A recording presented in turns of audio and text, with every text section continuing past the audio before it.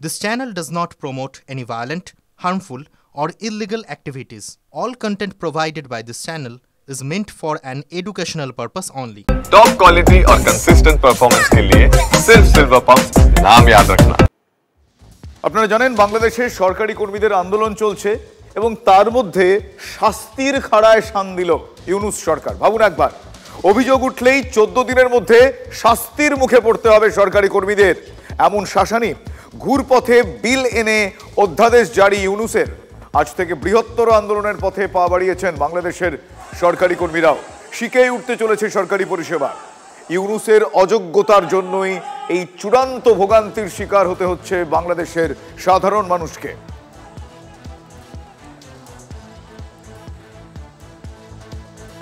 আর শিক্ষাক্ষেত্র একই ছবি। ইউনূস জমানায় বাংলাদেশের শিক্ষাক্ষেত্রেও চরম অরাজকতা। আজ থেকে বাংলাদেশের প্রাথমিক শিক্ষা পরিষেবা একেবারে শিখে বেতন বৃদ্ধি সহ একগুচ্ছ দাবিতে আজ থেকে অনির্দিষ্টকালের জন্য ধর্মঘটে বাংলাদেশের প্রাইমারি টিচাররা, প্রাথমিক স্কুলের শিক্ষকরা। কার্যত বন্ধ হয়ে গিয়েছে বাংলাদেশের 65,000 প্রাথমিক স্কুল। 65,000 প্রাথমিক স্কুল, লক্ষ লক্ষ পড়ুয়ার ভবিষ্যৎ একেবারে অন্ধকারের দিকে ঠেলে দিয়েছেন মোহাম্মদ ইউনূস। শিল্পক্ষেত্রে কি পরিস্থিতি? তথৈবচ ইউনূস জমানায় 8 মাসে এই টেনিওরটায়, এই সময়কালে 1 টাকাও বিনিয়োগ হয়নি বাংলাদেশে।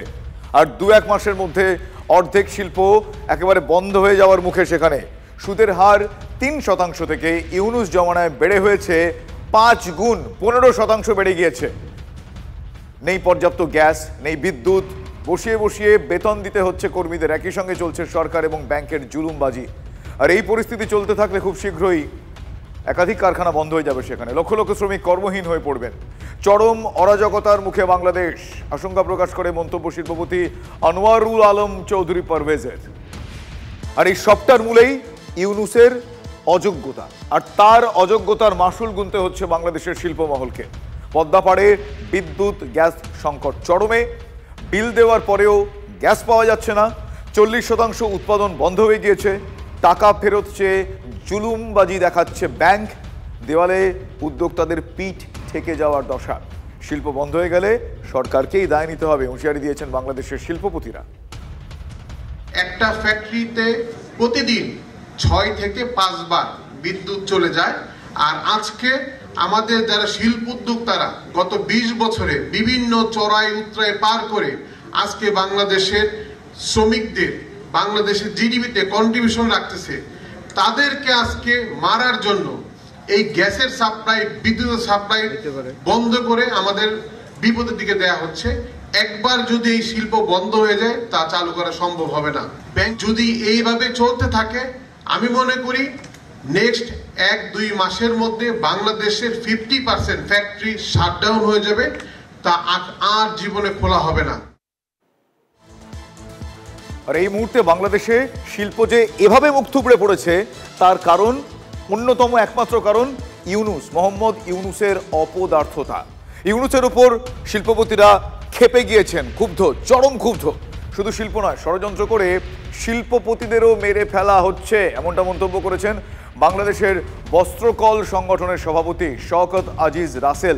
তিনি বলছেন, পরিস্থিতি না বদলালে বাংলাদেশের ভবিতব্য হচ্ছে দুর্ভিক্ষ। দুর্ভিক্ষের সময় আসতে চলেছে বলে তারা আশঙ্কা করছেন। ইউনূসের উপদেষ্টাদের উটপাখির সঙ্গে তুলনা করেছেন রাসেল। আমাদের শিল্প করে লাভটা কি? এতগুলো পেপার মিল, আপনি তো নিজে পেপার মিলের কলার টিপি ধরে মেরে ফেলতেছেন, নিজের ইন্ডাস্ট্রিকে কলার টিপে ধরে মেরে ফেলতেছেন। সুগার ইম্পোর্ট করেন, এখানে রিফাইনারি আছে। আপনার তো তাহলে ইন্ডাস্ট্রি বিরোধী পলিসি হচ্ছে এগুলো। তা আমি জানি না আপনারা কেমনে চালাবেন বা নিজেরা চলবেন, আমরা কেমনে চলবো আমি জানি না। আর কিছুদিন পরে হয়তো ঘর থেকে বেরোতেও পারবো না। আমাদের রেডিমেড ফ্যাক্টরিতে পার্টনার হতে পারেন না, হবে না।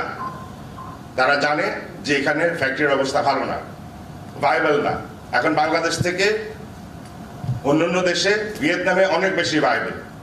আমরা বলি সস্তা লেবার, আমরা বলি সস্তা এটা সেটা। Cost of doing business is perhaps the highest in Bangladesh right now.